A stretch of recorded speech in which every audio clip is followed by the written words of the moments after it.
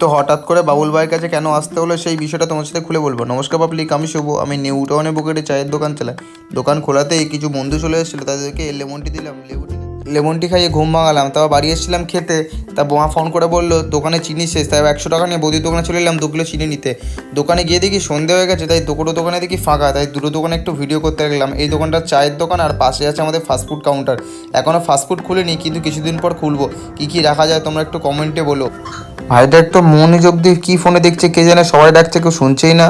তারপর দিকে আমার পুরনো বন্ধু চলে এসেছে আমার স্কুল লাইফে। তারপর দিকে চাটা প্রায় শেষ, তাই আবার চা পাচ্ছ দেখলাম। চাটা হতে হতে দোকানটা দিকে পুরো ফাঁকা হয়ে গেছে। তারপর দিকে কোনো কাস্টমার নেই, কী করবো ভাবছি। তারপর মনে পড়লো যে কৃষ্ণর দোকানে যেতে হবে আজকে। তো বেরিয়ে পড়লাম কৃষ্ণর দোকানে যাওয়ার উদ্দেশ্যে। আর কৃষ্ণর আজকে 1 লাখ সাবস্ক্রাইবার কমপ্লিট হলো, তাই সেই কৃষ্ণতেই খুশিতে আত্মহারা। আর কৃষ্ণ দোকানদারি করার মনই নেই। এদিকে 37 হয়ে গেছে, কৃষ্ণ আমাকে দেখাচ্ছে। কৃষ্ণর ইউটিউব চ্যানেল হচ্ছে মিস্টার ডার্ক, আর আমার ইউটিউব চ্যানেল হচ্ছে শুভ মিনি ব্লগ। যাও যাও তাড়াতাড়ি কি সাবস্ক্রাইব করো। কী করছো তোমরা এত তাড়াতাড়ি? তারপর দেখি ম্যাগির অর্ডার পেয়ে গেছিলাম, তাই ম্যাগিগুলো করতে লাগলাম। আর তোমাদের ভালোবাসাতে এত দূর এগিয়ে আসছে। তোমরা একটু ভালোবাসা দাও, তবেই তো সবাই এগোতে পারবে। আমাকে একটু ভালোবাসা দাও যাতে আমি একটু এগোতে পারি। তারপর চলে গেলাম বাবুল ভাইয়ের কাছে একটু তান্দুরি চা খেতে। অনেক দিন হয়ে গেছে তান্দুরি চা খাওয়া হয় না, তাই আমি তান্দুরি চা খাই। তুমি তাড়াতাড়ি যাও, ওকে চ্যানেলটা ফলো করো। টাটা।